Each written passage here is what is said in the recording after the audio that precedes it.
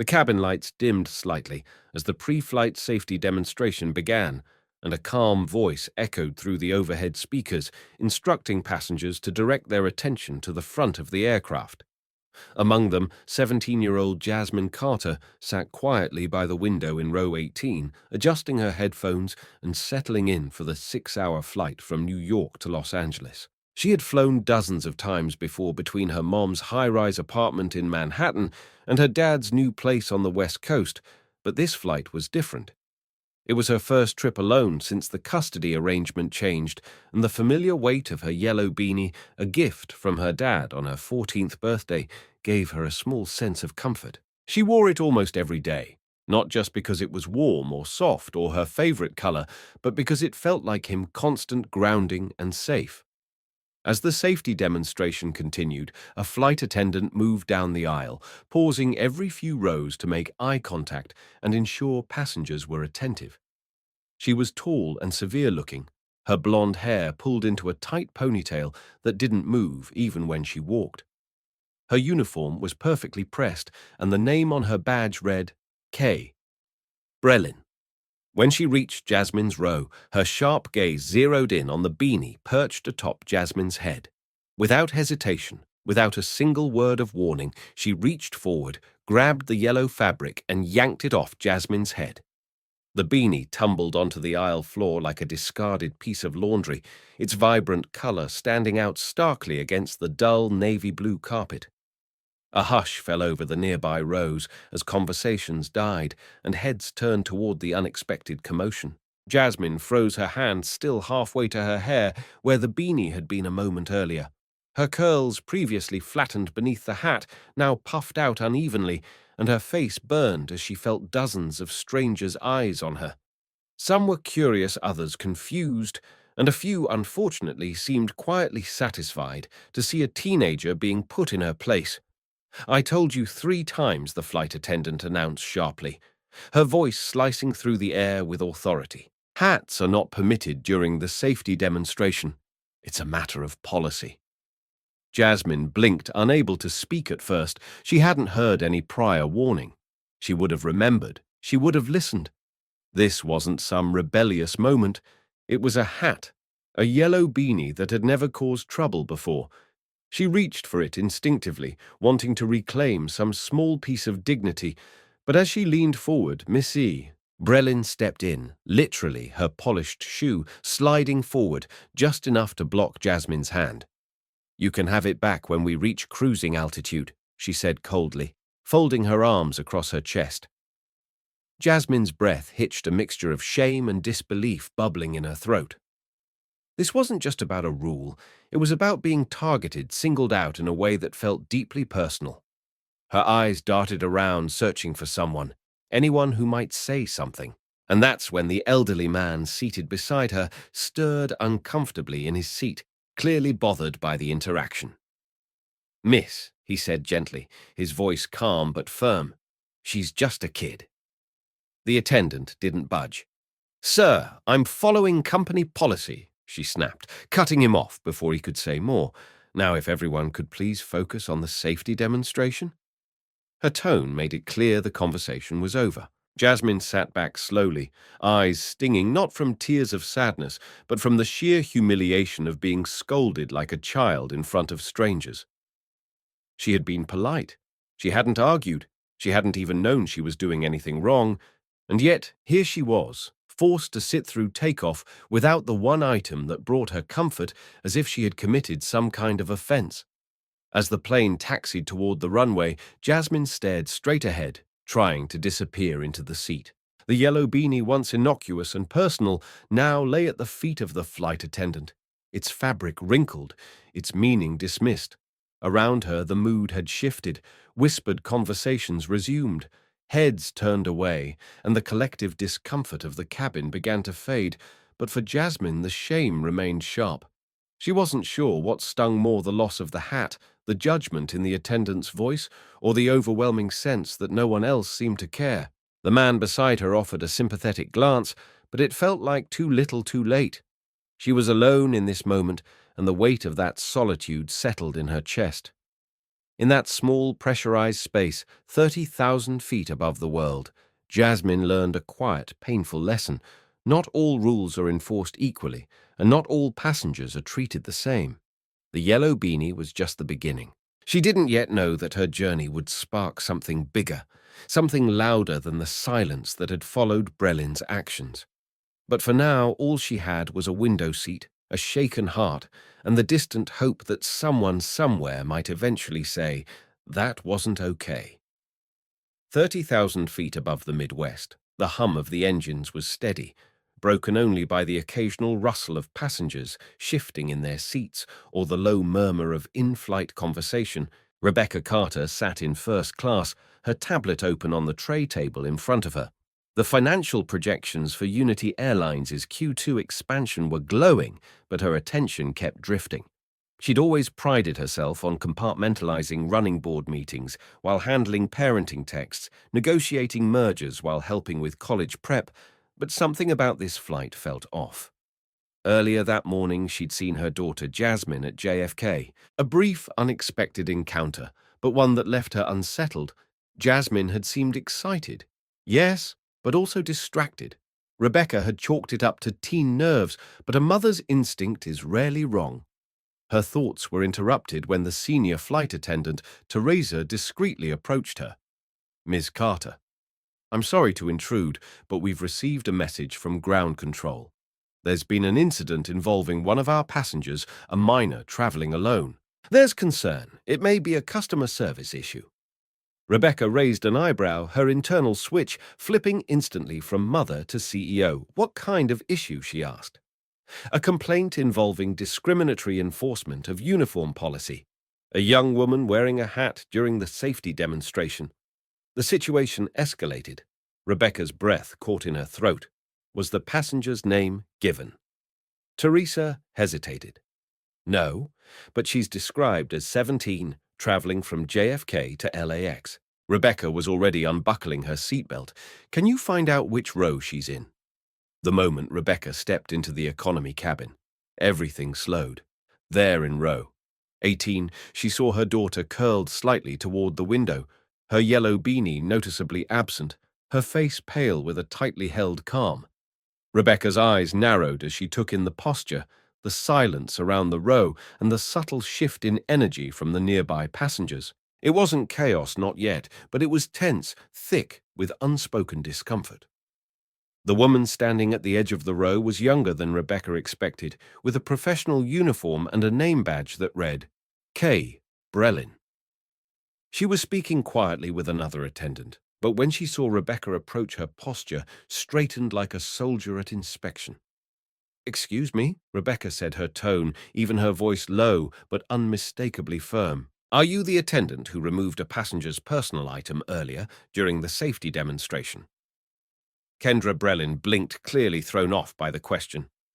"Yes, ma'am. The passenger was not complying with the safety protocol, and hats are not permitted during—" "I understand," Rebecca said, cutting in gently but with authority.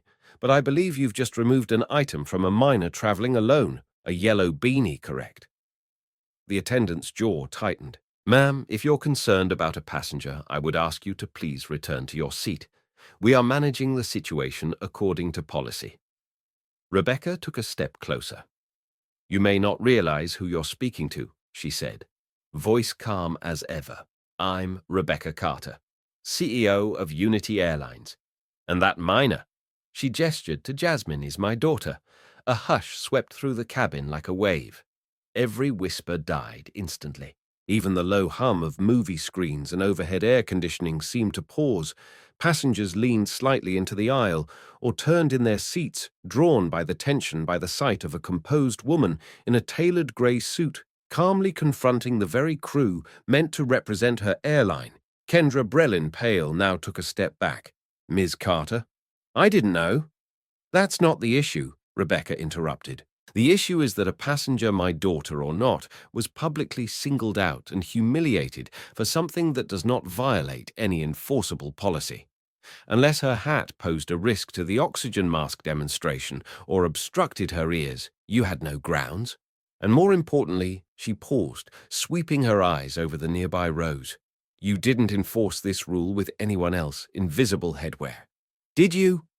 Silence. Brelin shifted uncomfortably. Rebecca didn't raise her voice. She didn't need to.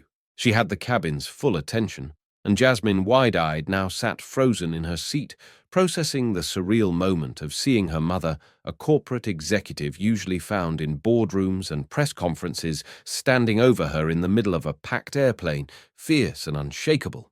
I expect a report on this incident filed immediately with our in-flight operations team. Rebecca continued, and I want my daughter's property returned right now. Kendra turned away, stiffly retrieved the yellow beanie from a compartment near the front of the plane, and brought it back with visible reluctance. Rebecca took it and handed it gently to Jasmine, who clutched it with quiet gratitude. Rebecca straightened eyes, scanning the cabin once more. Let me make something clear, she said, directing her voice not only to the crew, but to everyone watching. Uniform policies exist for safety, not for humiliation. And Unity Airlines holds every employee to the standard of treating all passengers with respect and fairness, regardless of age, background, or appearance, without waiting for a response. She turned to Jasmine and gave a soft nod before heading back to first class. Behind her, the silence lingered, but something had changed. Jasmine felt it, so did everyone else. It was the moment a mother and a CEO made it known that her daughter mattered. And that so did every passenger who'd ever been made to feel small for simply being seen. The early morning light crept through the towering windows of the Manhattan penthouse, casting golden lines across the marble floors and glinting off the steel appliances in the open kitchen. The city below was just waking up, horns still sparse sidewalks, mostly quiet, a rare pause in the otherwise ceaseless rhythm of New York. In the kitchen, the coffee maker burbled softly as Rebecca Carter leaned against the counter, sipping from a mug that read Boss Energy, her go-to during high-pressure weeks. But today, her polished exterior didn't feel as secure as it usually did. Today wasn't about the boardroom or flight schedules. Today was about letting go, if only for a little while. Jasmine padded into the room, dragging her suitcase behind her, its wheels thudding gently against the hardwood floor. She wore her signature outfit, oversized hoodie leggings, worn-out sneakers, and of course the bright yellow beanie perched comfortably atop her curls. The sight of it stirred something in Rebecca's chest. "You packed your charger right?" she asked, trying to sound casual, though her voice came out thinner than intended. Jasmine rolled her eyes playfully. "Yes, Mom, and my headphones, and the snack bag, and my book, and yes, I remembered the allergy meds." She opened the fridge and grabbed an apple, biting into it with the easy confidence of someone used to taking care of herself. Rebecca watched her daughter now, nearly as tall as she was, and remembered when Jasmine's hair barely reached her shoulders, when she used to wear glittery sneakers and ask for bedtime stories. The transition had been subtle and unstoppable, the way all growing up is. "This is the first time you're flying alone since everything," Rebecca said softly. She didn't need to elaborate. Jasmine understood. The custody hearing 6 months ago had fractured what used to be a careful, if imperfect, arrangement. Eric's sudden decision to relocate to Los Angeles for work had thrown their entire dynamic into turmoil, and the courtroom negotiation that followed had been less about Jasmine's best interest and more about winning points neither parent truly wanted to keep. "I'll be fine," Jasmine said, her tone reassuring, but layered with the quiet resolve of someone who was already tired of being the thing fought over. "Dad's gonna meet me at the gate, and I already saved the address of his new place. He says it's like 15 minutes from Venice Beach." Rebecca forced a small smile, but there was a thread of hesitation tugging at her. Eric had always been the easygoing parent, the one who let Jasmine stay up too late watching sci-fi movies, the one who turned road trips into music video dance-offs. Rebecca, on the other hand, had been the one who packed lunches with organic snacks, enforced curfews, double-checked homework folders. The unspoken fear was always there that Jasmine would start to drift toward him now that the distance made each visit more precious. The elevator dinged in the hallway, a gentle reminder that time was slipping away. Rebecca reached over and straightened the edges of Jasmine's beanie, her hand lingering at the crown of her daughter's head. "You know your father gave you that hat right before the separation." She said almost more to herself than to Jasmine. "I remember thinking it looked ridiculous. But now—" Her voice faltered. Jasmine gave her a gentle smile.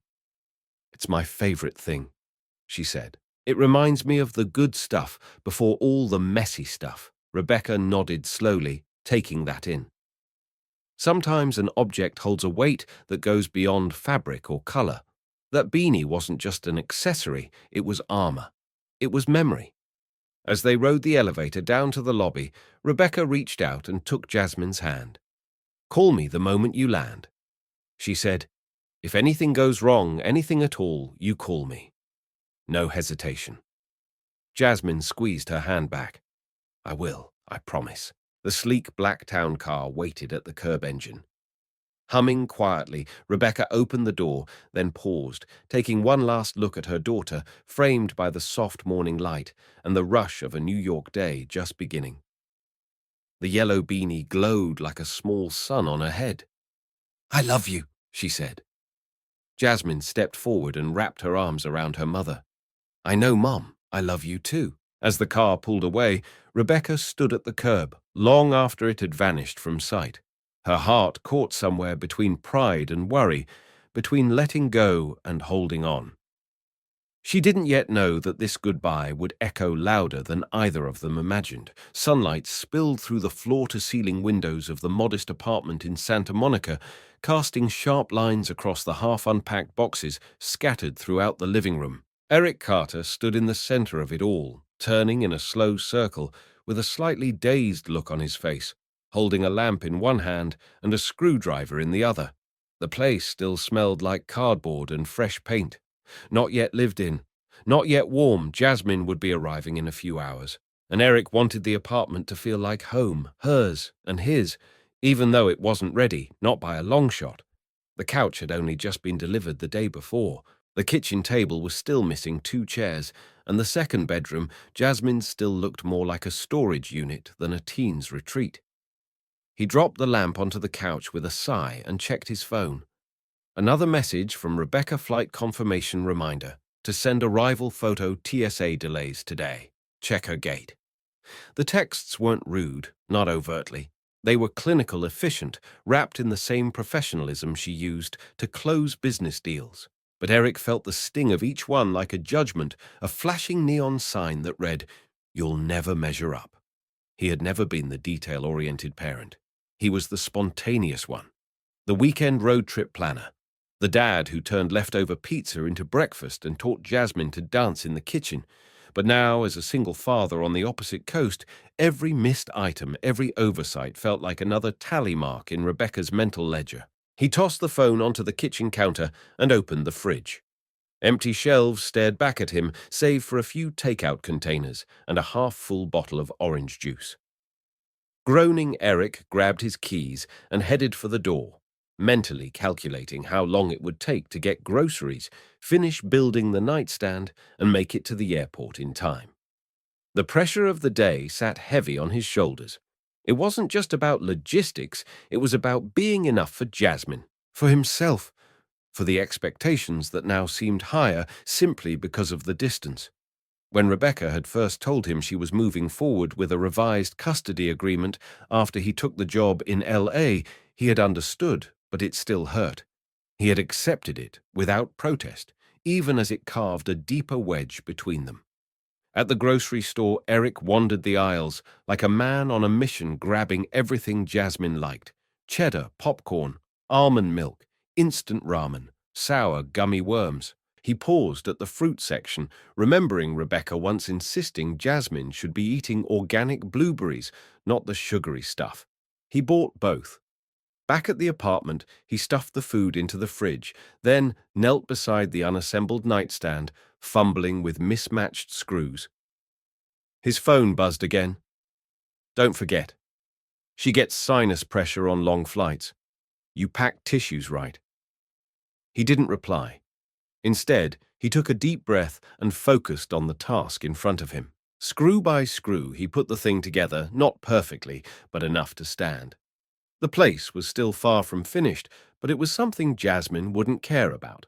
Perfect edges or matching lamps. She'd care that he remembered her favorite snack, that her bed was made, that he showed up.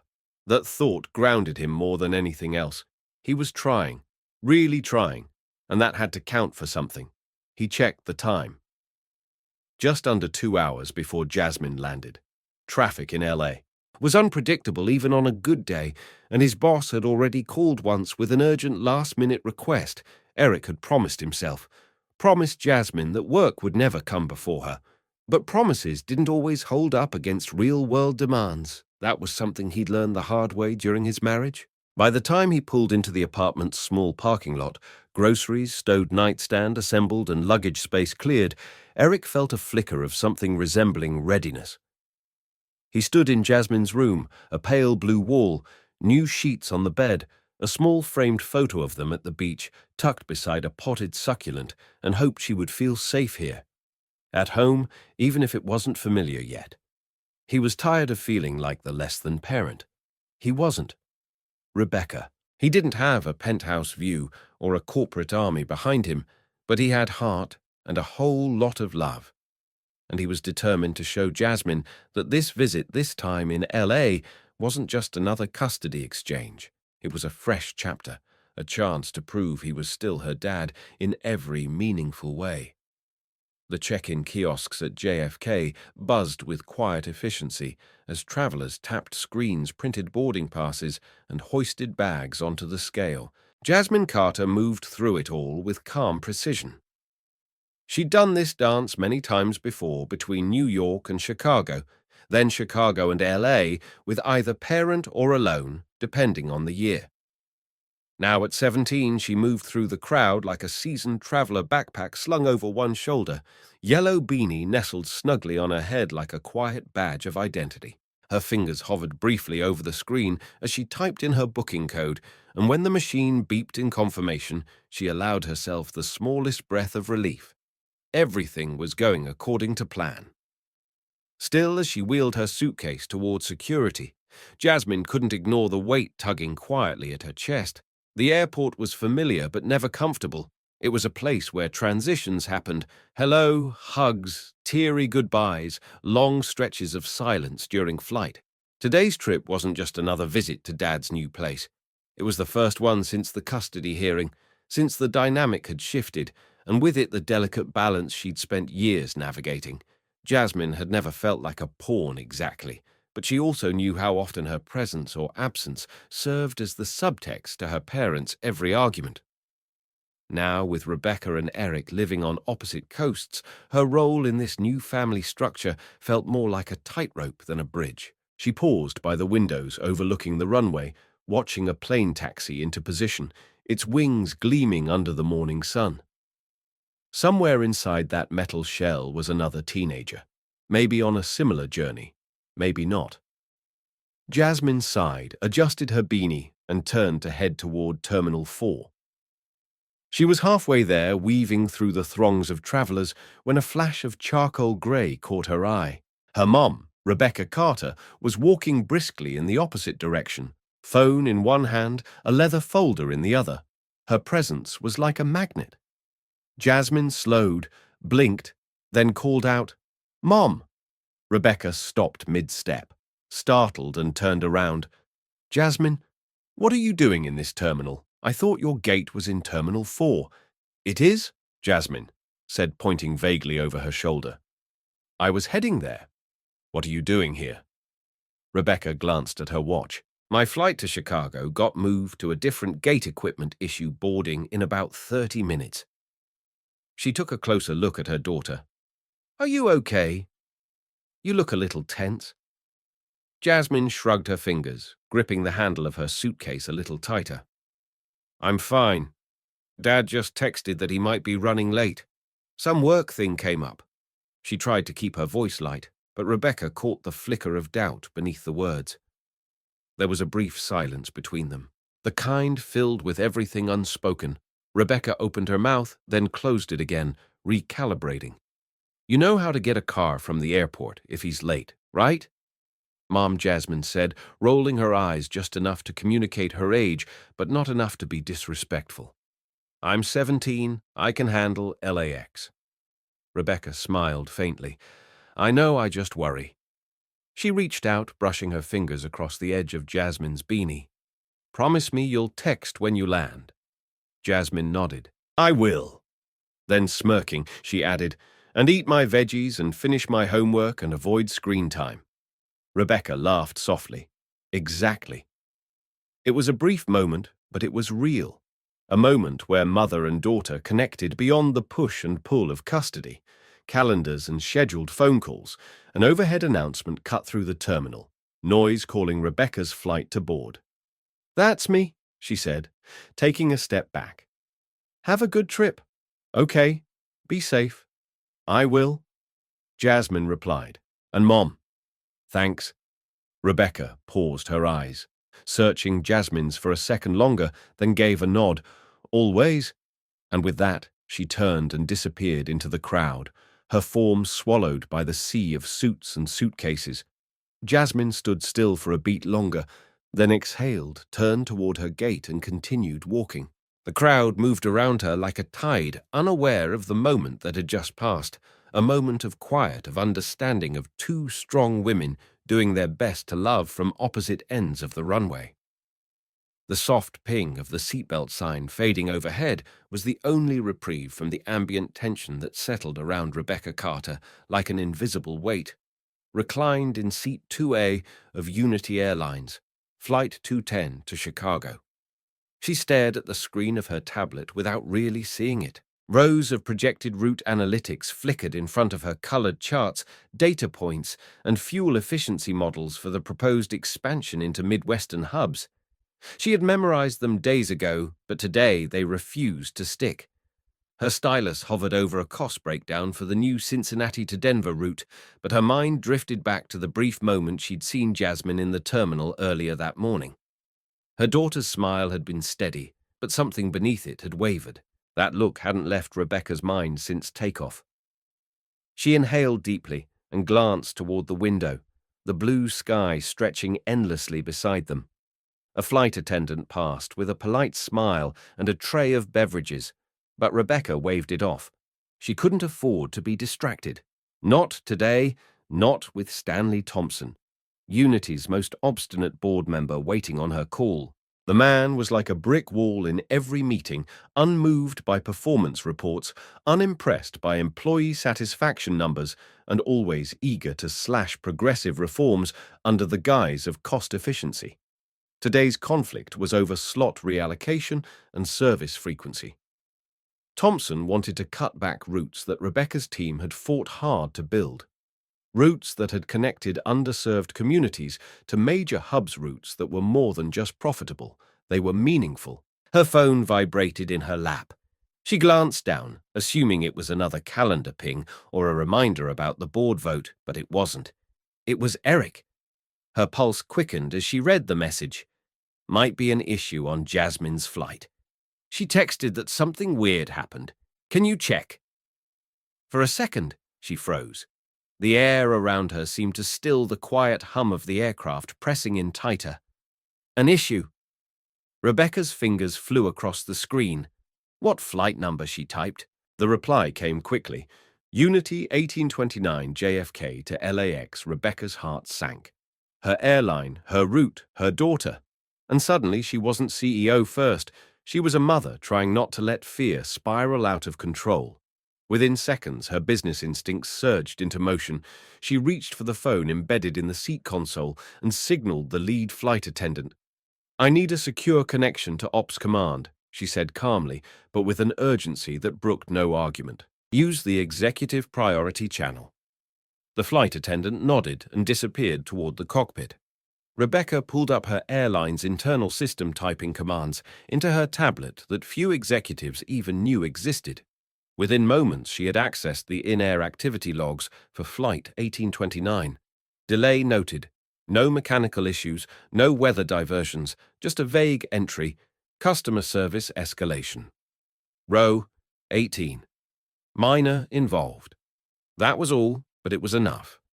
Her stomach tightened. Rebecca knew what customer service escalation often meant in internal lingo.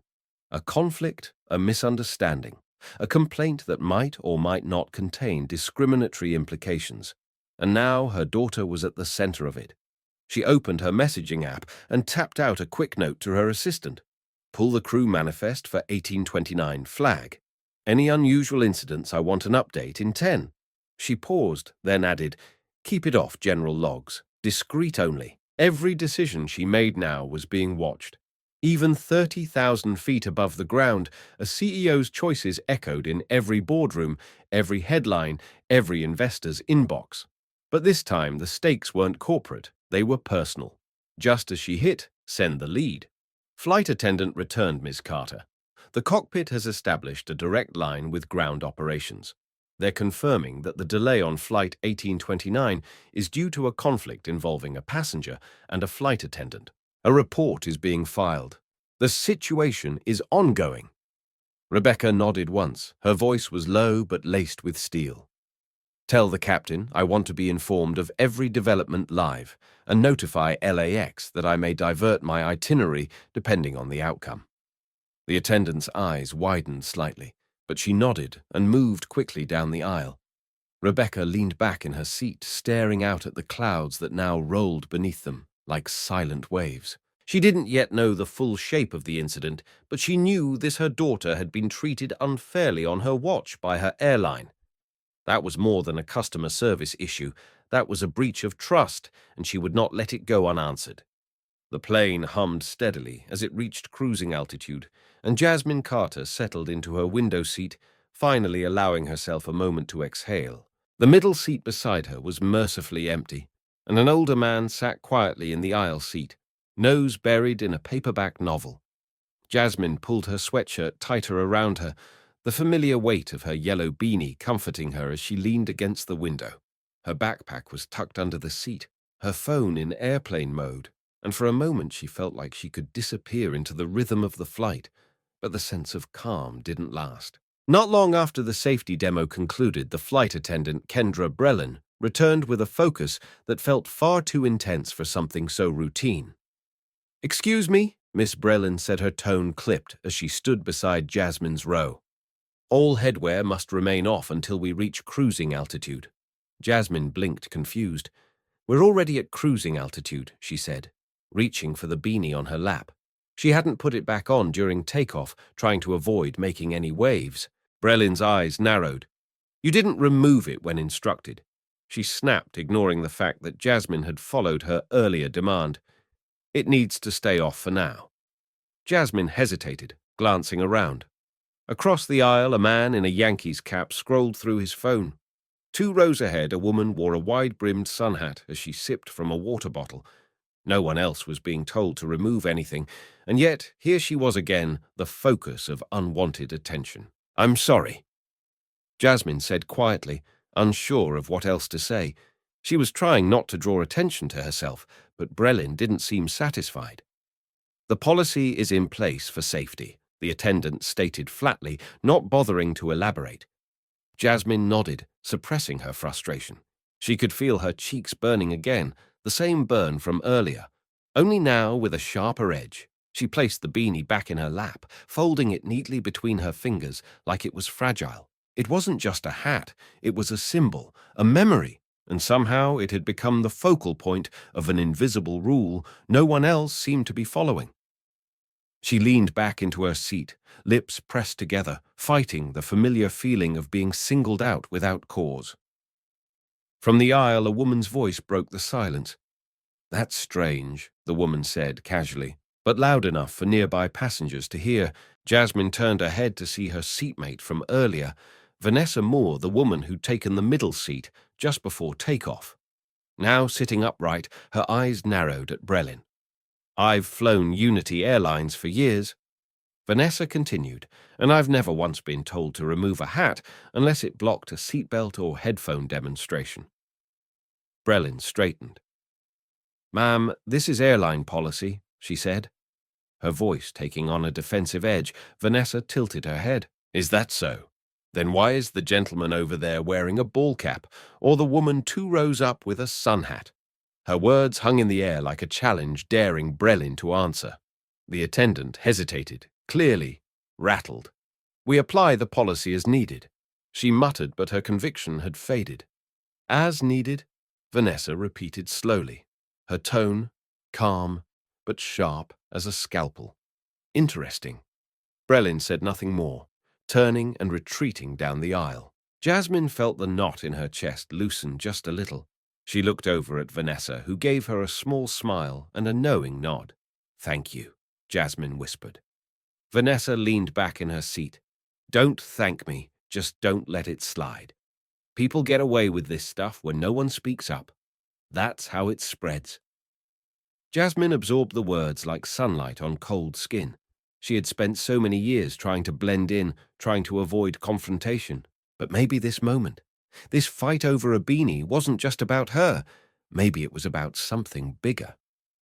The rest of the cabin had fallen into a strange hush, passengers stealing glances at Jasmine and Vanessa, sensing that something important had just occurred. Jasmine, though still tense, placed her beanie back in her lap, not wearing it, but not hiding it either. Her fingers traced the familiar stitching. For the first time in a long while, she didn't feel entirely alone. A stranger had stepped in, not because she had to, but because it was right. And Jasmine knew deep down that the moment wasn't over. The silence Brelin had left behind wasn't the end of the conversation. It was the beginning of one that had been waiting far too long to be heard. The aisle had gone quiet again, but tension lingered in the air like turbulence that hadn't yet passed. Vanessa Moore sat upright, arms crossed loosely, but her posture was alert, like someone who'd seen too many moments like this, one play out in silence. She glanced once more at Jasmine, whose yellow beanie still rested in her lap, folded like a fragile letter. Then Vanessa turned her attention forward, her voice carrying just enough for the nearby passengers to hear. "Excuse me," she called toward the front of the cabin. "We're still waiting for an explanation about the enforcement of this so-called policy." A few heads turned, some startled, others curious. Brelin, who had resumed service, several rows ahead, looked back sharply, her spine straightening like a flagpole. Vanessa didn't waver. "You claimed that hats weren't allowed during the safety demonstration." "Fine. But how do you explain the half-dozen passengers still wearing them now, mid-flight?" Her voice was calm, professional, even elegant, but beneath it was an unmistakable note of challenge. "Is there a specific type of hat that violates policy?" Or she paused just long enough to make the question sting a specific type of passenger. Brelin didn't answer right away. She looked at the passengers now fully aware of the situation, a few of whom had started whispering quietly among themselves. "Ma'am," Brelin finally said, returning to their row, "we address each situation case by case. It's up to the crew's discretion." Vanessa raised an eyebrow. "Discretion is not the same thing as fairness, and what I saw didn't look like discretion. It looked like discrimination." Just then the older gentleman in the aisle seat, a man who'd remained quiet during the earlier exchange, shifted in his seat and turned toward the conversation. His voice, when he spoke, was low but firm. "I've been flying Unity Airlines for over 30 years, he said, addressing Brelin directly. "Worn this same cap on every flight since I retired. Not once, not a single time has anyone asked me to take it off." He tapped the brim of his Navy veteran cap. The gold stitching slightly faded from years of wear. "So if you're telling this young woman to remove hers but not asking me the same, you better be prepared to explain why." His words hung in the air, simple and unembellished, but they landed with the weight of lived experience. Brelin's face flushed with color, the red rising up from her collar. "Sir, this is a misunderstanding," she began, but the man shook his head. "No, ma'am, it's not." His tone wasn't angry, just honest, unflinching. He turned to Jasmine with a small respectful nod and then went back to his book. Vanessa turned to Jasmine as well, and this time her voice softened. "You don't have to let this slide," she said. "You have people in this cabin who see you, who believe you, and who are willing to speak up." Jasmine swallowed hard, her throat tight with emotion. The lump that had been lodged there since takeoff began to ease just slightly. She didn't trust herself to speak, so she simply nodded. Moments later, another flight attendant, one who had quietly observed the unfolding situation, returned to their row, holding something yellow in her hand. "Your beanie," she said, offering it back to Jasmine with a gentle tone. Brelin had never used. Jasmine took it, her fingers trembling slightly as she pulled it into her lap. She didn't put it on right away. Instead, she stared at it for a moment. This simple piece of fabric that had somehow become the battleground for something so much larger. When she finally slipped it back over her curls, she did so with care, almost reverence. The soft cotton hugged her head like a shield, like a promise, but the comfort was dulled. The return of the beanie hadn't erased what had happened, though the incident was winding down the emotions inside. Jasmine weren't. The embarrassment, the helplessness, the quiet fury they hadn't left. They had simply gone quiet, tucked beneath the surface like the hum of the engines that carried them westward. She sat with her hands in her lap, gripping the ends of her sleeves, trying to breathe through the storm still roiling inside. Vanessa gave her space, but remained close, a silent presence of solidarity. And the older man beside her flipped his page without missing a beat, but his eyes occasionally lifted from the print, checking in without words. Jasmine knew the moment had passed, but its echo would follow her. Not because of what was taken, but because of who had chosen to speak when others might have stayed silent. As the aircraft began its slow taxi toward the gate at LAX, the familiar ding of the seatbelt sign echoed through the cabin. Passengers stretched, gathered their belongings, and queued instinctively in the aisle, eager to escape the pressurized cocoon and get on with their day. But Jasmine Carter remained seated. She wasn't in a rush. Not after everything. Her yellow beanie was back on her head, now the knit fabric still warm from her hands, but the relief of having it returned was diluted by the fatigue of what she'd just endured. Vanessa, ever present beside her, hadn't said much since the confrontation, but her silence was protective. Not absent, Jasmine appreciated that more than she could say. She thought it was over, thought maybe she could slip out quietly, find her dad at baggage claim, and pretend the flight had just been one of those awkward travel days. But as the crowd thinned and flight attendants smiled their usual goodbyes, the lead crew member approached their row with a carefully measured expression. "Miss," she said, addressing Jasmine, "we'd like you to remain on board for a brief conversation with our customer service supervisor. He'll be meeting the flight at the gate." Jasmine's stomach sank. "Am I in trouble?" she asked, voice small, uncertain. "Not at all," the attendant replied quickly, though her tone was more professional than comforting. "We just want to gather a few details about what happened today." Before Jasmine could respond, Vanessa sat up straighter, her voice laced with calm authority. "She's a minor," she said. "You can't question her alone, not without a parent or legal guardian present." The flight attendant hesitated. "It's not an interrogation," she offered, clearly thrown off. "It's just a conversation to resolve the matter. Then it can wait." Vanessa replied firmly. "She's traveling to see her father. He should be present for any formal discussion."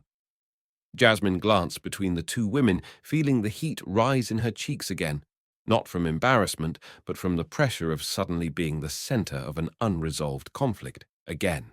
Passengers continued filing off the plane, but now many were slowing as they passed, their eyes flicking toward Jasmine and Vanessa, clearly sensing that something was amiss. Jasmine sunk lower in her seat. This wasn't how she wanted to start her visit. She didn't want her dad's first image of her to be sitting on a half-empty plane under scrutiny, looking like she'd done something wrong when all she had done was wear a hat. The lead attendant finally nodded. "Very well," she said. "We'll wait for her father at the gate and speak with both of them together. We just want to make sure we handle this correctly." Vanessa offered a tight smile. "Good, because it hasn't been handled correctly up to this point." The plane emptied slowly then, all at once. A few passengers lingered near the front, watching from the jet bridge as the situation continued to unfold. A gate agent appeared and quietly confirmed that the customer service manager was on his way. Jasmine didn't move. Vanessa stayed right beside her.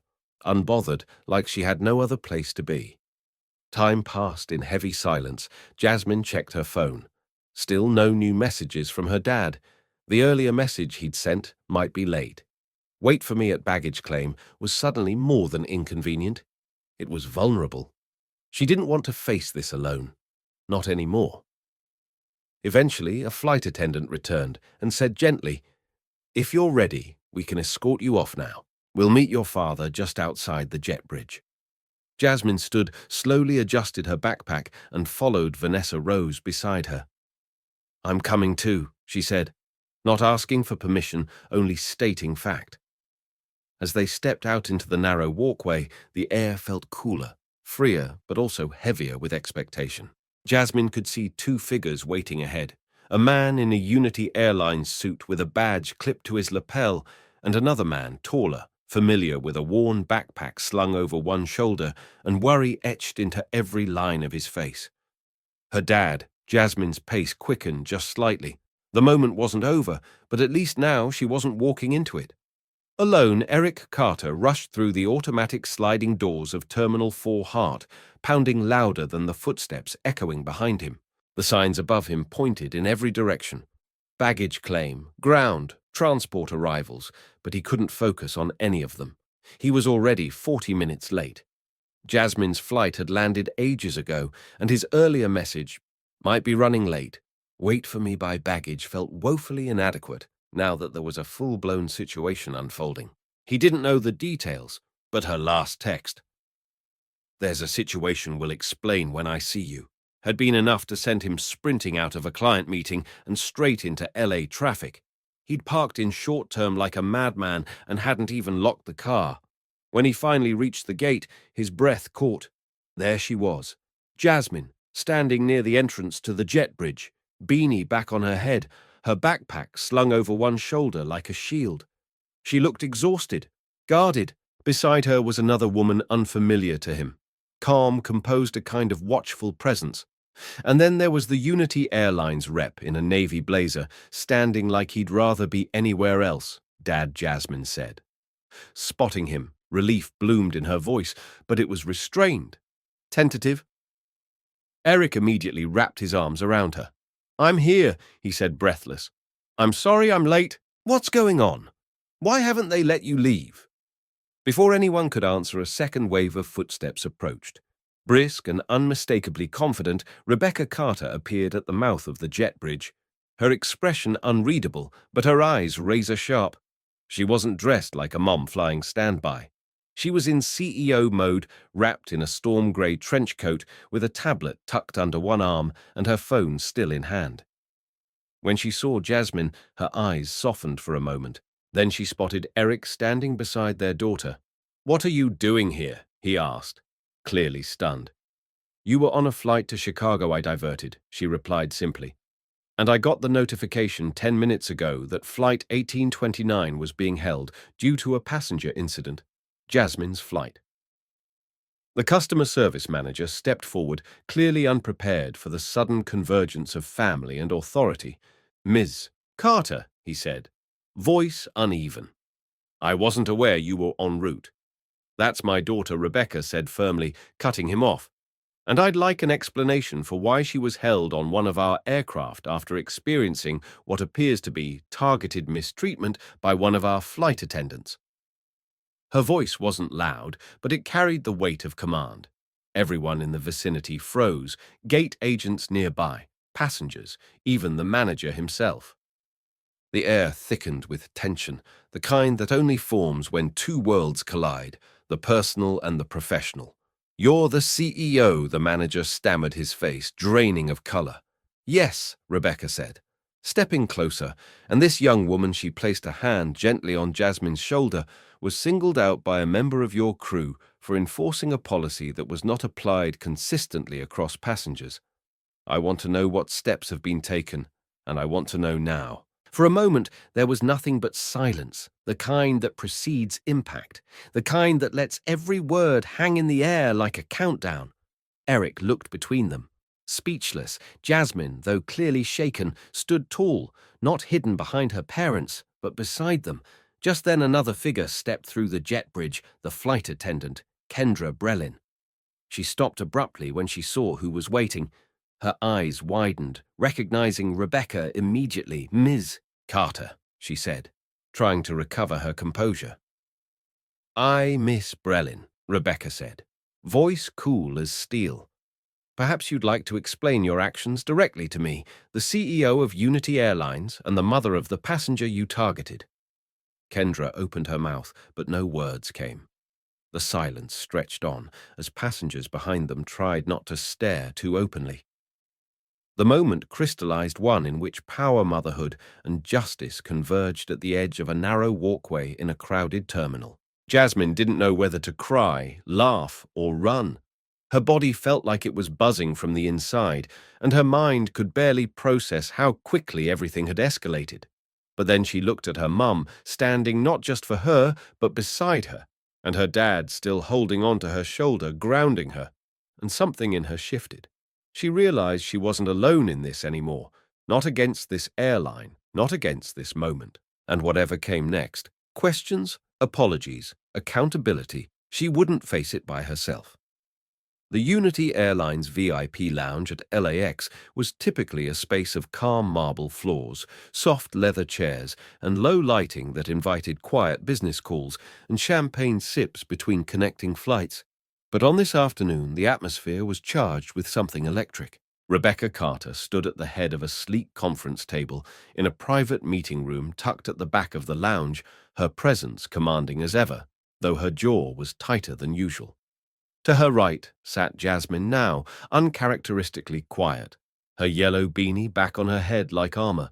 Eric was next to her, visibly out of place in this corporate setting, his knee bouncing slightly. Across from them sat Kendra Brelin and the regional customer service director Bradford Mills, who looked like he'd rather be anywhere else. "I want to make one thing perfectly clear before we begin," Rebecca said, her voice even, but edged with steel. "What happened on Flight 1829 isn't just a customer complaint, it's a potential civil rights violation. A young black passenger, my daughter, was targeted for a so-called uniform policy that was not enforced on any other passenger. The implications of that, both personal and professional, are not lost on me, and I expect they are not lost on you either." Her gaze was fixed on Kendra, who sat stiffly, hands folded tightly in her lap, eyes occasionally flicking toward the exit. Bradford opened his mouth to speak, but Rebecca held up a hand. "No spin, no soft landings. We're not here to protect reputations. We're here for accountability." Kendra finally cleared her throat, voice quiet but defensive. "Ms. Carter, I was following standard in-flight procedures. Passengers are required to remove hats during the safety demonstration to ensure nothing obstructs visibility or the demonstration of oxygen masks." Rebecca's brow arched. "That's interesting, Miss Brelin, because I personally reviewed our in-flight safety guidelines during our last operations audit. There is no such blanket policy against hats unless they obscure hearing or prevent the mask from being applied properly. My daughter's beanie, as I understand it, did neither." Kendra's face flushed a deep red. "It was a misunderstanding. Then I may have over-applied the guideline." "No," Rebecca replied. Her voice sharpened.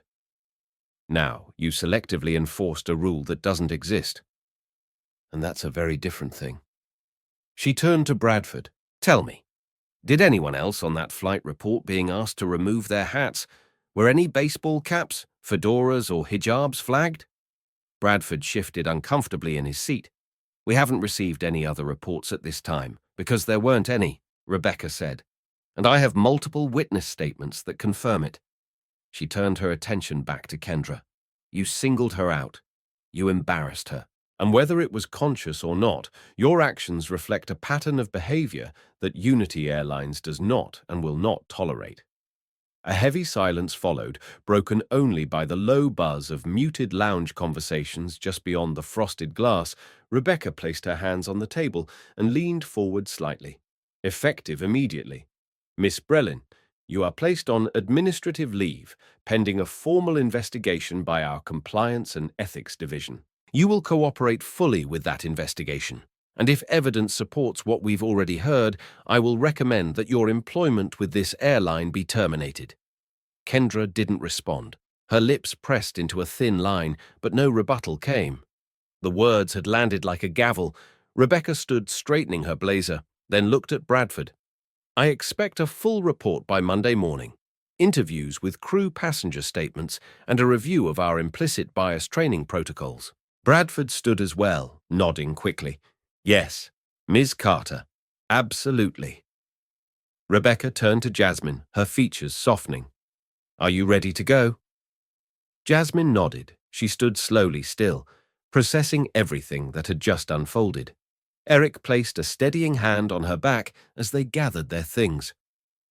Before stepping out, Rebecca glanced back once more at the table. "Let this be a message," she said quietly, but with unwavering conviction. "Our passengers don't just trust us with their travel, they trust us with their dignity, and no one is above that responsibility." Then she opened the door, guiding her daughter and ex-husband out into the now silent corridor, leaving behind the wreckage of a confrontation that would ripple far beyond the walls of that polished room.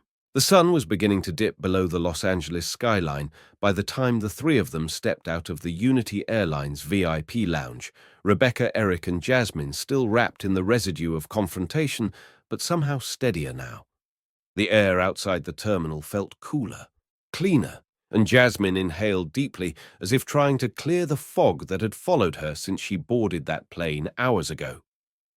For a few steps, no one said anything. Rebecca walked slightly ahead, her heels clicking against the tile. Eric stayed just behind Jasmine, eyes on her shoulders still tense. Jasmine moved between them, her yellow beanie casting a soft shadow across her eyes, but not hiding the faint flush on her cheeks. She had never felt so exposed and protected at the same time. They found a quiet bench away from the crowd beneath a row of palm trees that rustled faintly in the wind. "I didn't think it would turn into all that," Jasmine said softly, her fingers tangled in the sleeves of her sweatshirt. "I just wanted to sit and be left alone." Eric sat beside her and nodded slowly. "I know, sweetheart. But what happened? How they treated you, that wasn't okay. You didn't do anything wrong." He looked at her with the kind of helpless sorrow parents feel when they can't undo what the world has done to their child. Rebecca, now seated across from them, leaned forward. "You were calm, you were respectful, and you stood your ground with dignity. That's more than most adults manage under pressure." Her voice was steady, but her eyes glistened with unspoken emotion. "I'm proud of you, Jasmine, not because of what you wore, but because of who you are." Before Jasmine could respond, a familiar voice called out from behind them. "There you are." It was Vanessa Moore walking briskly toward them, still in her tailored travel blazer, though her heels had been replaced by comfortable flats. In her hand, she carried a slim briefcase and a business card. "I wanted to make sure you were okay," she said, offering a gentle smile to Jasmine, "and also to let you know I'm not just a frequent flyer with strong opinions, I'm also a civil rights attorney." Jasmine blinked, startled. "You are Vanessa?" Nodded, with the Equal Justice Initiative. "I wasn't planning to work today, but life has a way of assigning you cases when you least expect them." She knelt down slightly to meet Jasmine's eyes. "What happened on that flight wasn't just wrong, it was actionable. If you choose to file a formal complaint, I'll represent you. Pro bono, no pressure, just support." Rebecca stood and extended her hand. "Rebecca Carter," she said, her voice both professional and deeply personal. "Thank you for being there when I couldn't, and thank you for offering your expertise." Vanessa shook her hand. "Your daughter didn't just stand her ground. She carried herself with a level of grace that moved everyone around her. I've seen grown adults crumble under less scrutiny."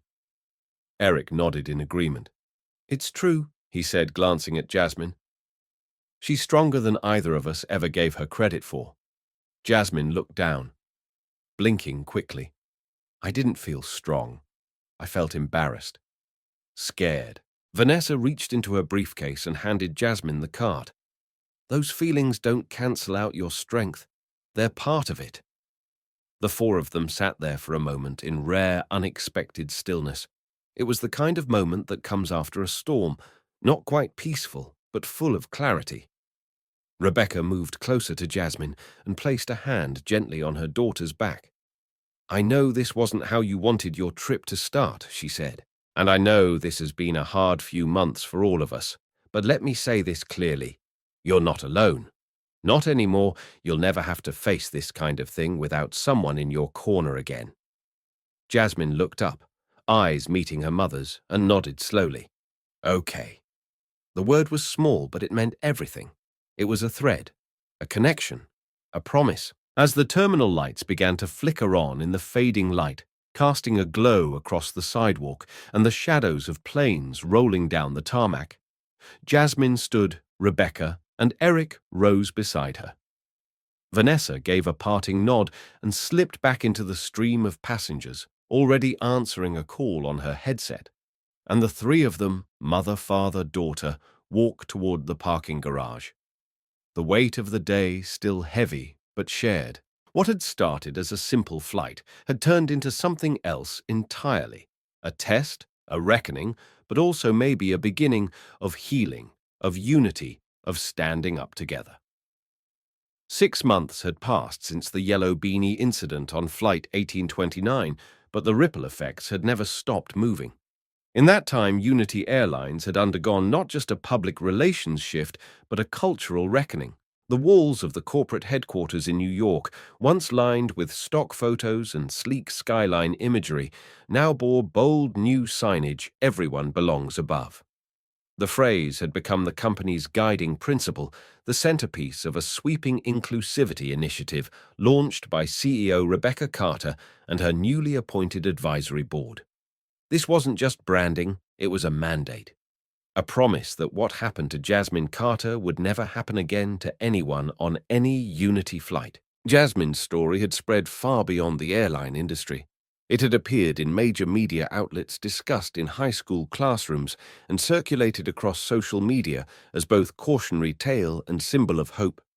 Her image captured in a candid photo, exiting the plane with her yellow beanie intact, and her posture strong, became the face of Unity's new anti-bias campaign, not because she sought the spotlight, but because she had withstood it with grace. This wasn't just about a hat. One of the campaign posters read beneath her photo, it was about dignity for Jasmine. The attention was still strange, still overwhelming at times, but when her mother had asked if she'd be willing to help share her experience as part of the company's reform efforts, she'd said yes because change, she realized, often started with stories that were hard to tell. Inside the corporate offices, real transformation was taking shape. Rebecca had wasted no time restructuring the leadership training model, rewriting the employee code of conduct, and forming Unity's first-ever Passenger Advocacy Council, a diverse group made up of customers, frontline workers, and civil rights advocates tasked with reviewing complaints, shaping policy, and holding leadership accountable. At the center of it all was Vanessa Moore, who had officially joined the airline as Senior Director of Inclusivity and Culture. Her first order of business had been to design a series of workshops called In-Flight in Focus, helping employees recognize implicit bias and unlearn harmful behaviors before they ever stepped onto the tarmac. Vanessa's presence was more than symbolic. She brought decades of legal experience and a pragmatic sense of urgency. Her sessions weren't about finger-pointing, they were about equipping people to be better.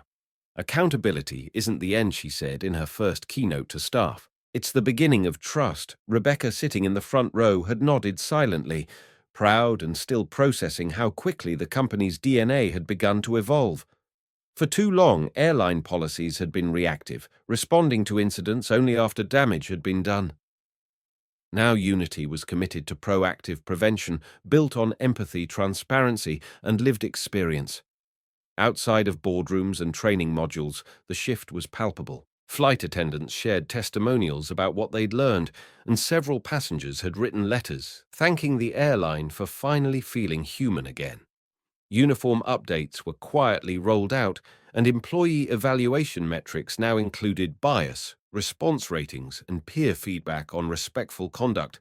Jasmine had even participated in one of the training videos, sitting down for a conversation with a group of employees from different departments.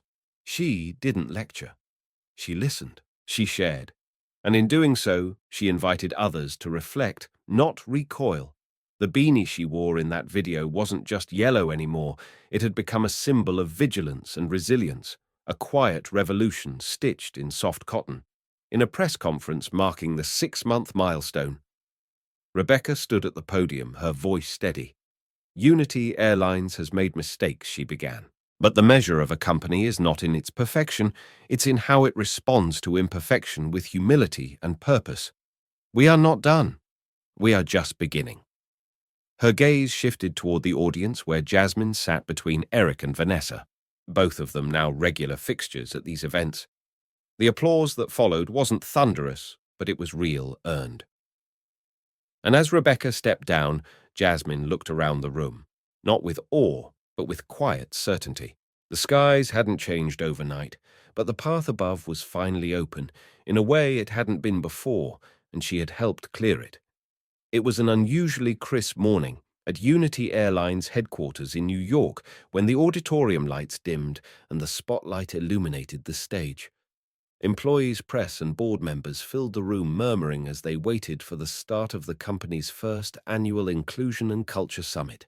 At the center of the stage stood a simple pedestal, topped with a clear case containing one unassuming item, a yellow knit beanie. It had no plaque, no branding, no explanation. But to everyone in the room, it needed none.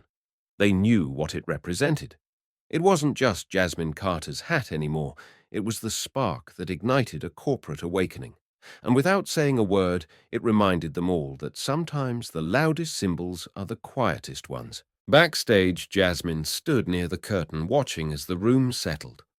She had chosen not to wear the beanie today, not because she was distancing herself from it, but because she wanted people to see her. 6 months ago, she might have clung to it like a shield, but now she had something else, something stronger, a sense of self that didn't need to be stitched into fabric to feel real. She wore a navy blazer and jeans, her natural curls styled confidently, her posture relaxed but ready. She wasn't here for a spotlight moment. She was here because this wasn't just her story anymore.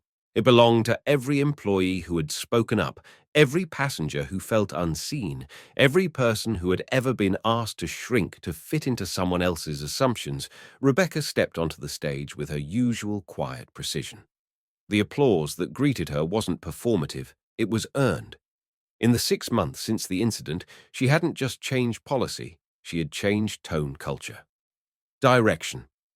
She stood behind the podium, her voice steady as she began. 6 months ago, she said a moment of bias occurred on one of our flights. It was subtle, quiet. Dismissed at first as procedure, but it wasn't about a hat. It was about a girl being told she didn't belong by a system that should have protected her. She paused, her eyes scanning the audience. That girl was my daughter, and that hat now behind me represents more than an incident. It represents transformation. She continued, her voice softening with conviction. The work we do now, every training, every policy, every hiring decision is rooted in one essential belief that everyone deserves to be seen. Not for what they wear or what they look like or where they come from, but for who they are. She looked toward Jasmine in the wings, their eyes meeting for just a beat, and to see someone, she added, "You have to listen. You have to question what you think you know. And most importantly, you have to care enough to change." The room was still. No camera clicked. No one whispered. The weight of the words sank in like stone in water, rippling outward. When the speech ended, the audience rose in quiet ovation, not thunderous but heartfelt. Jasmine stepped forward, then just enough to be seen her face calm and proud. A reporter later described her expression as the look of someone who had lived the story and still walked into the room anyway. She wasn't the same girl who had texted her father from row 18, unsure of what was unfolding around her. She was now part of something bigger, not just a face for a campaign, but a quiet force behind it. And she knew that the yellow beanie sitting beneath glass on stage wasn't a monument to what went wrong. It was a commitment to doing right. Later, as people mingled and snapped photos of the display, Jasmine stood nearby, answering questions, shaking hands, and accepting thanks from strangers who now felt seen because she had spoken up. Someone asked her if she missed wearing the beanie. She smiled and shrugged. "It's still with me," she said, "but I don't need to wear it every day for it to matter. What it stands for, that's not going anywhere." And in that simple response, surrounded by people who now carried the message forward, it became clear the beanie had done its job. It had started the conversation. But Jasmine, she was the story's next chapter. The sun hung low over Los Angeles as it painted the sky in muted hues of pink and gold.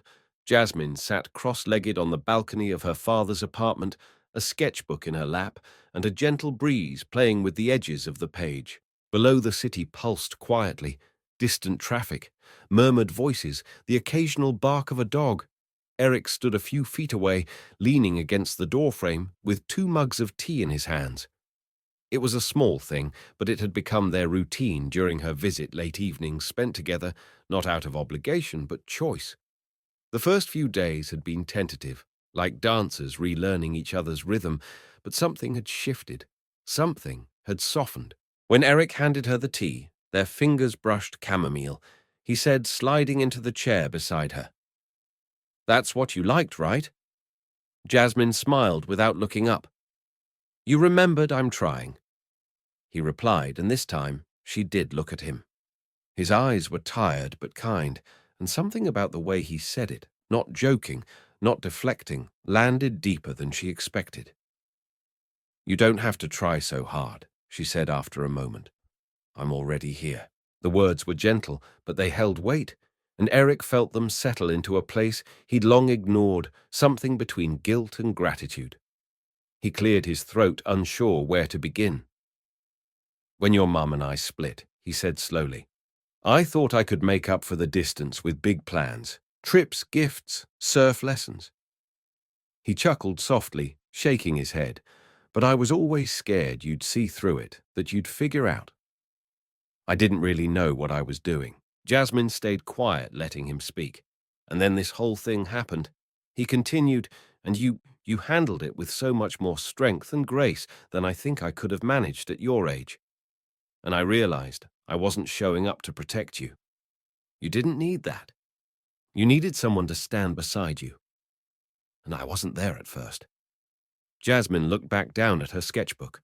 The drawing was simple, a skyline, some birds, a girl in a beanie looking up, but her pencil paused above it. "Now, you got there," she said softly. "You showed up. That's what matters." Eric swallowed hard.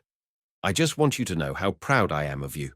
Not just for what you did on that plane, but for how you carry yourself every day. You speak up, you think deeply, you feel everything fully, and you still lead with kindness. That's rare." His voice cracked slightly, and Jasmine reached out, placing her hand over his. "Thanks, Dad," she said, her voice equally small and solid. They sat like that for a long time, hands overlapping the silence between them, no longer uncomfortable. It was full, earnest healing. Jasmine eventually closed her sketchbook and leaned her head against his shoulder, the familiar scent of his cologne pine and something faintly citrusy grounding her. "This week wasn't what I expected," she admitted, "but I think it was what we needed." Eric nodded slowly. "Yeah, me too." He turned his head and kissed the top of her hair. "We're gonna be okay, kiddo. No matter how far apart we live, we'll find our way back. Always." As night settled around them, the city lights blinked on, one by one, casting reflections against the glass of the balcony. From inside the apartment, soft music played, something jazzy, something warm. And on that little balcony in Los Angeles, a father and daughter, once unsure of where they stood with each other, began to build something new. Not perfect, not polished, but real, grounded. And for the first time in a long time, neither of them felt like they were catching up to the other. They were finally walking side by side. The final morning of Jasmine's visit arrived quietly without fanfare. The usual California sun filtered through gauzy curtains in soft streaks, casting golden lines across her suitcase, lying half-zipped on the bed.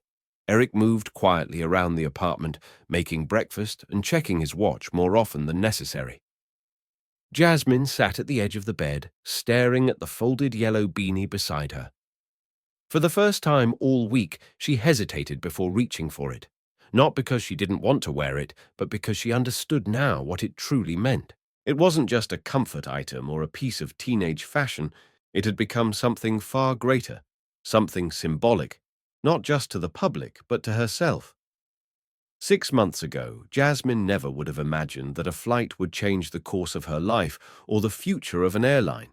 But now, as she zipped up her bag and tucked the beanie under her arm, she reflected on what had happened since the reforms, the speeches, the meetings, the faces of people strangers who had approached her with gratitude, with shared stories, with solidarity. She hadn't asked for this spotlight, but she no longer felt the need to hide from it either. The courage to speak up had come from instinct, from integrity, and from the quiet strength she didn't realize had been building in her all along. As she joined her father for breakfast, the air felt easy between them. They didn't need to rehash everything that had happened. They had said what mattered. Eric handed her a smoothie, her favorite, and she smiled, sipping it thoughtfully. I was thinking, she said, setting the cup down, about how people keep calling me brave. But I don't feel brave, I just didn't want to let it go. Eric looked up from his plate. That's exactly what courage is, Jas. It's not about not being scared. It's about doing the right thing, even when you are. She nodded slowly, letting his words land. For the first time, she believed them. Jasmine Carter hadn't just responded to injustice, she had transformed it into something better, into policy, into change, into legacy. At the airport Unity, Airlines had arranged a staff member to walk her through security, but Jasmine declined. "I've got it," she said, and Eric didn't argue. They lingered outside the security gate, reluctant to let the moment end. "Call me when you land," he said, "and send me a pic from the window. You always forget I won't." Jasmine laughed. "I mean, I might, but I'll try." He pulled her into a hug tighter than usual. "I love you, Jas, and I'm really, really proud of you. I know, Dad." She whispered, "I love you too." And then, like she'd done so many times before, she walked toward the gate. Only this time, she walked taller. As she approached the gate, Jasmine pulled the yellow beanie from her backpack and held it in her hands for a moment. It had been the start of the storm, and now it was the proof that she had come through it. She slid it on her curls, spilling from beneath it, unapologetically visible, unapologetically hers. Other passengers glanced at her, not out of judgment, but with familiarity. Some even smiled, and when a flight attendant scanned her ticket and said, "Welcome aboard, Miss Carter," with warmth and a nod of recognition, Jasmine nodded back with quiet confidence, not as the CEO's daughter, not as the girl in the headline, but as herself. As the plane lifted into the sky, Jasmine leaned back in her seat and glanced out the window. Below her, the world spread out wide and bright. Above her, the sky, open and boundless, matched something inside her. Now, for all the turbulence that had shaken her, she had found a steadiness she could trust, a voice she could use, and a truth she would never let go of again. Her story mattered, and so did she. The morning sun filtered gently through the floor-to-ceiling windows of Rebecca Carter's office at Unity Airlines headquarters, casting long lines of light across her desk. It was her first quiet moment in days. The past week had been a blur of press briefings, board meetings, and final reviews of the airline's newly released inclusivity metrics. Yet despite the noise of public attention and the constant hum of progress, today felt different, still reflective and rooted. On her desk sat a vase of yellow tulips, vibrant and full. Next to it, a small card written in Jasmine's neat handwriting and signed by both Jasmine and Eric, for turning turbulence into transformation. Rebecca smiled as she read the message again, letting the words settle deep. It wasn't just a compliment. It was acknowledgement, recognition that leadership at its best isn't about control or hierarchy. It's about listening, adapting, owning failure, and still showing up for change. And Rebecca had done just that. She looked at the flowers yellow, like the beanie that had once triggered a crisis, and now anchored a movement and felt the quiet ache of pride. Not pride in herself alone, but in what unity had become. 6 months ago, the skies were different. Today, they were still wide and unpredictable, but the company navigating them was flying with a truer compass. Throughout Unity's offices, small but powerful changes had taken root. New training modules, redesigned uniforms that reflected cultural sensitivity, bias, reporting systems with real-time response protocols. Leadership evaluations now included emotional intelligence scores. Frontline employees had been given a seat on policy committees, and the once rigid hierarchy had begun to evolve into something more human, more porous, more accountable. The slogan, "Everyone belongs above," no longer hung as just a catchphrase. It was a cultural promise, lived, reviewed, and reinforced every single day. The yellow beanie had become more than a corporate emblem. It now lived in framed photos throughout terminals, in video modules during onboarding sessions, and even appeared stylized and subtle in Unity's redesigned employee lapel pins. But it wasn't the fabric that mattered. It was the story behind it. The moment a teenage girl was told to remove it and chose instead to rise. The decision of passengers to speak up. The courage of a CEO to say enough, and the ripple that turned a moment of injustice into a lasting blueprint for corporate accountability. It was no longer about a hat. It was about everything it had come to represent: change, courage, and the belonging that every passenger deserves. In the break room downstairs, a new hire asked a flight attendant about the beanie on her pin. The attendant smiled and explained the story, the flight, the girl, the transformation that followed. "She's the CEO's daughter, right?" The new hire asked. The attendant nodded. "She is. But more than that, she's the reason our skies feel different now. Safer, fairer, seen." In that retelling, Jasmine's name was no longer just linked to legacy, it was linked to momentum, proof that even in an industry built around movement, standing up could carry more weight than takeoff ever would. Back in her office, Rebecca stepped away from her desk and looked out at the skyline. Planes cut silently through the sky in the distance, each carrying hundreds of stories, some loud, some quiet, some waiting to be heard. She touched the card again, then reached for her phone to text Jasmine, "Got the flowers." "Thank you. I'll keep leading for all of us. Love you." And as she set the phone down and turned toward the window once more, she smiled, not as the CEO of Unity Airlines, but as a mother, a woman, and a leader who had learned that legacy isn't built in boardrooms or press conferences. It's built in moments, one yellow thread at a time. If stories like Jasmine's move you, stories of resilience, of speaking truth to power, of finding your voice when it matters most, then, deep inside, HQ is the place for you. We're not just telling stories, we're diving deep into what it means to be seen, heard, and valued. Subscribe to our channel for more powerful narratives that uncover hidden truths and spotlight everyday heroes who dare to make a difference. Your voice matters, and together we're building a community where every story counts. Join us on this journey because the real change always starts from deep inside.